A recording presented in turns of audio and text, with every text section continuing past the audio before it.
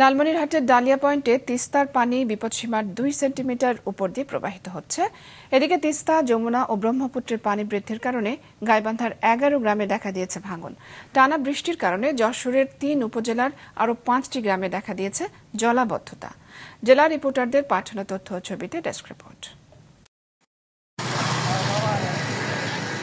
উজান থেকে নেমে আসা ঢলে তিস্তার পানি ডালিয়া পয়েন্টে বিপদসীমার 2 সেন্টিমিটার উপর দিয়ে প্রবাহিত হচ্ছে। এতে হাতীবান্ধা উপজেলায় বন্যার শঙ্কা দেখা দিয়েছে। এদিকে গাইবান্ধার তিস্তা, ব্রহ্মপুত্র ও যমুনা নদীর পানি বৃদ্ধি অব্যাহত রয়েছে। এতে সুন্দরগঞ্জ উপজেলার কাপাসিয়া, গাইবান্ধা সদর উপজেলার মোল্লারচর ইউনিয়নের কয়েকটি গ্রাম ও ফুলছড়ি উপজেলার কটিয়ার ভিটা সহ 11টি গ্রামে নতুন করে ভাঙন শুরু হয়েছে।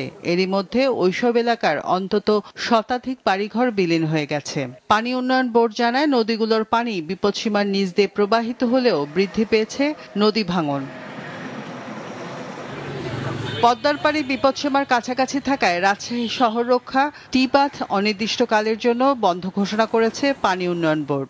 তো নদীর যে পানির স্রোত এবং পানির যে লেভেল, সেই আশঙ্কা বিবেচনায় আমরা বর্তমানে ওখানে প্রবেশাধিকার একটু আপনার সংরক্ষিত করেছি, যেহেতু আপনার হচ্ছিল স্ট্রাকচারের সেফটি প্লাস হচ্ছিল জনগণের সেফটি, দুইটারই একটা আপনার কনসার্নিং বিষয়।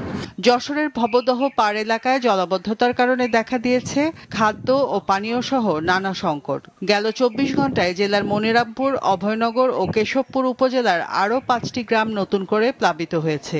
এ নিয়ে জলাবদ্ধ গ্রামের সংখ্যা দাঁড়িয়েছে 60টিতে। বাথরুমে যেতে গেলে চার দেওয়া লাগছে, তারপরে তোমার খাওয়া দাওয়ার খুবই সংকট, ধানের গোলাটাও জলের তলে চলে যাচ্ছে। টানা বৃষ্টিতে রাজবাড়ী সদর, পাংশা, গোয়ালন্দ, বালিয়াকান্দি ও কালুখালী উপজেলার নিচু এলাকা এখনো জলাবদ্ধ রয়েছে। এতে ব্যাহত হচ্ছে আমন ধান রোপণ, নষ্ট হচ্ছে ধান ও অন্যান্য ফসল এবং সবজি। তো আমাদের এদিকে তো যত ধান লাগাইছিলাম সব পানিতে তলায় গেছে। আপনার কোনো জায়গায় ধান লাগানোর কায়দা নাই। ধান অনেক জমি তলায় গেছে, এটা সারাটাই ধান ছিল। এদিকে 4 দিন বৃষ্টি না হওয়ায় নোয়াখালীর উঁচু এলাকার জলাবদ্ধ পরিস্থিতি কিছুটা উন্নতি হয়েছে।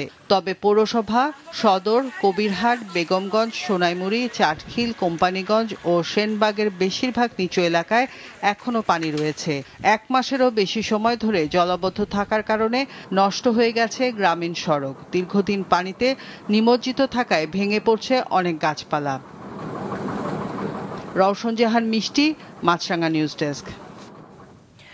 7 দিন পর বন্ধ করে দেওয়া হলো রাঙ্গামাটির কাপ্তাই কর্ণফুলী পানি বিদ্যুৎ উৎপাদন কেন্দ্রের 16টি জলকপাট।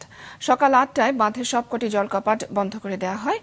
বিদ্যুৎ কেন্দ্রের ব্যবস্থাপক প্রকৌশলী মাহমুদ হাসান জানান, কাপ্তাই হ্রদের পানি বিপদসীমার নিচে নেমে আসায় পানি বিদ্যুৎ কেন্দ্রের সবকটি জলকপাট বন্ধ করে দেওয়া হয়েছে।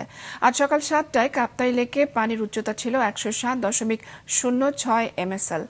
এর আগে গত সোমবার মধ্যরাতে পানি বিপদসীমা অতিক্রম করায় বাঁধের 16টি গেট খুলে দেওয়া হয়। এ সময় সর্বোচ্চ 3.5 ফুট পর্যন্ত গেট খুলে দেওয়া হয়। এবছর হ্রদের সর্বোচ্চ পানি রেকর্ড করা হয় 108.484। হ্রদের সর্বোচ্চ পানি ধারণ ক্ষমতা 109 MSL। এদিকে কেন্দ্রের 5টি ইউনিট চালু রেখে 220 মেগাওয়াট বিদ্যুৎ উৎপাদন করা হচ্ছে।